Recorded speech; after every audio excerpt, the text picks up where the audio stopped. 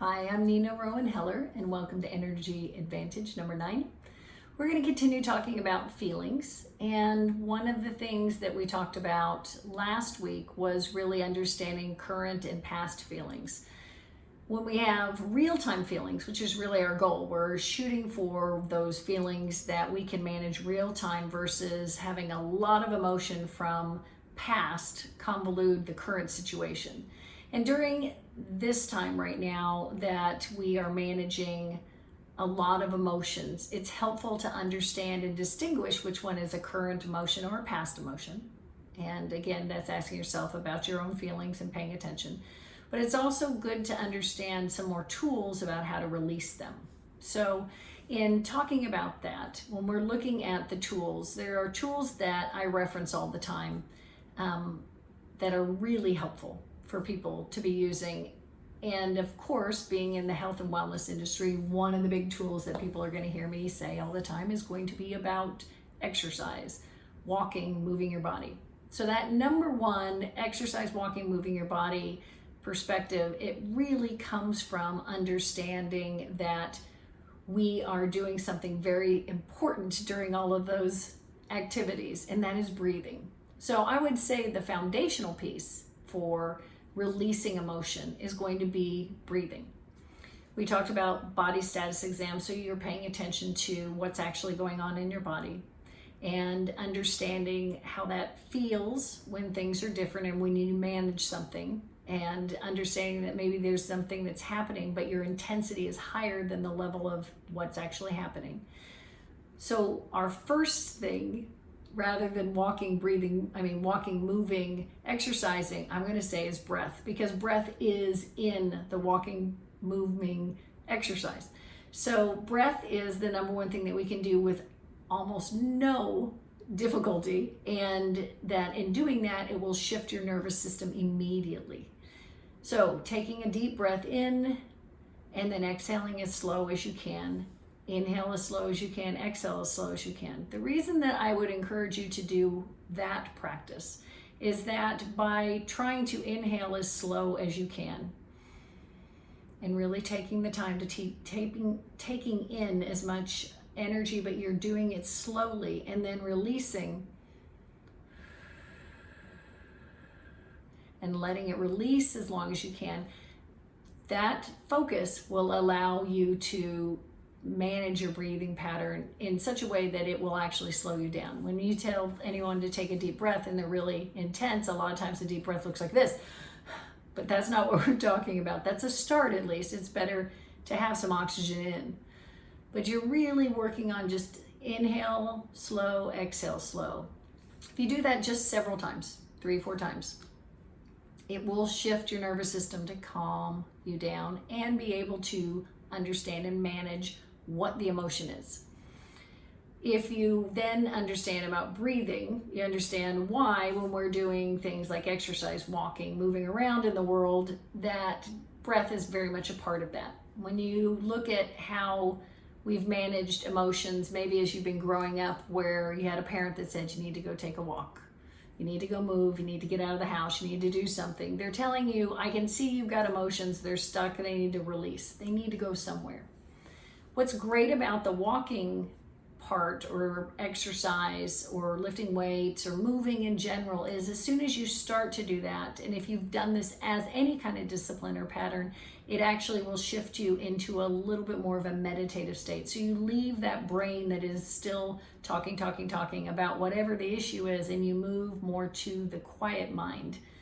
And that in that state will allow you to release some of the emotion, and maybe don't even understand what's releasing, just release it. I was mentioning to a group that this weekend had a trigger because it didn't match up with what was happening. So people were really upset and angry about our HOA stuff. I happened to be on the board of the HOA while in a pandemic. This is delightful. So people are upset and they're angry and they're having to live in a community. I can handle people being upset and angry. I didn't know why it was bothering me so much. So much so that it was actually having an emotional response. I've I'm 55 years old. I can handle people being unhappy, irritated. I don't take it personally. All of that kind of stuff. But I kept thinking, this hurts. This is hurting my heart. And I don't know what that's about. And I even found myself close to tears in having conversation with a resident. She didn't even know it because I had sunglasses and a mask on, so you couldn't even tell.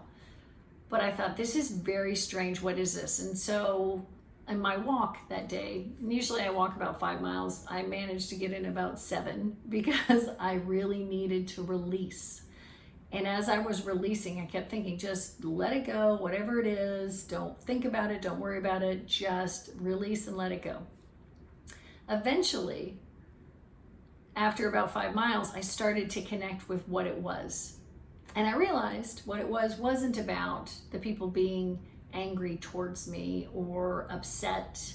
What it was the same feeling that it reminded me of in the past. There was a past trigger that touched. And that past trigger just happened to go back to the 80s, where people felt no matter what, it was their right to know somebody's personal, private medical history because they were concerned, scared, uncomfortable, and that no matter what, people's rights to their medical privacy disappeared because they thought they were entitled to it. And I realized that's the connection, that people with COVID were feeling that it's their right to know everybody's medical health. And so it was that conflict, and I realized I'm cleaning out the closet from way back in the 80s. The other thing is it actually just sort of cued that makes me a little uncomfortable because I hadn't thought of neighbors of me in my community actually being that way. And I'm always a little surprised, I guess. So I worked through all that, but it didn't happen because of the immediate emotion. That was past. So I needed to go for a walk. And after 5 miles, I walked 2 more. So to understand when you're having emotions, that's the kind of stuff that releases, and then it allows you to be able to process, manage, think, understand some of those things instead of just the feelings that are coming up, and that makes it difficult for us to process and understand. So that process of saying, I need to release something, the breathing, walking, moving is really helpful. Talking is another one to talk about, that this is a release. That talking is great. It's interesting that a lot of times when people talk to somebody, they don't interested necessarily in your feedback. It's just allowing them to talk and release. And I would tell you that your journal is also a way of talking. It gives you the opportunity to be talking by writing and releasing all of that. You just don't have anybody giving you feedback. And we talked about virtual voicemail as a release. It's sort of like that in a journal, that you write it down, but nobody's actually reading it except you. But that whole process of releasing through talking, journaling, leaving a voicemail to somebody, it's super important, and that helps you release, and that's a great tool. During this time, again, if this is a stress, if you hear yourself say, I am under stress, then you need to look and see what kinds of things could I be adding and doing from these tools. Breathing, breath work. You can set your Apple Watch to cue you to take deep breath, walking, moving, exercise, talking, journaling. The next one I want to put together, because I think the two actually sort of go together, and that's crying or really being angry. Anger is the global primitive emotion that covers a lot of things. And the reason I want to talk about it with crying is because crying is the softer side of that, and that you may be holding emotions, but instead of at someone, it's sort of oftentimes is internal, and then that's where the tears come from. It's a heart connection. Anger is that you've got a lot of emotions, they've been pushed down, somebody has triggered you, and then those emotions go out, and because they've cued that anger, and you are more volatile about something that is not as significant. I wanted to talk about both because both sort of have a place where they're approved or not. Anger is one of those things that socially, we may be saying that's not the most acceptable. Interestingly enough, I would say over the last 25 years, it's become more acceptable to rage. The attention that it's received in social media and on reality television shows is that you'll get more attention by raging.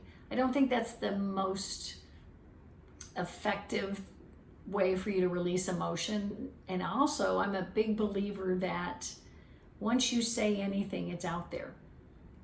Having the ability to process what it is you're about to say is super helpful, because hurtful feelings, if you care about somebody, and it's not that people always care about who they're going to rage at, but if you care about someone, your partner, your spouse, your children, any of those people in your life that you care about, when words come out, they can't go back. They stay with the person. They always remember them. So I think it's super important to understand, if you're going to understand about being angry and raging, that those emotions are like set in concrete. They never go back. People never completely forget them. I say that with a caveat as a parent. If you have a teenager that says, I hate you, to understand that's part of growing up in adolescence, which is totally different, because at that moment in hormonal state and being angry, I hate you comes out when they truly don't hate you. And you can understand, yes, that's sort of set in stone, and they get a flag for being a teenager. And there's a lot of stuff that we would never want to be held for the rest of our lives based on our teenage behavior.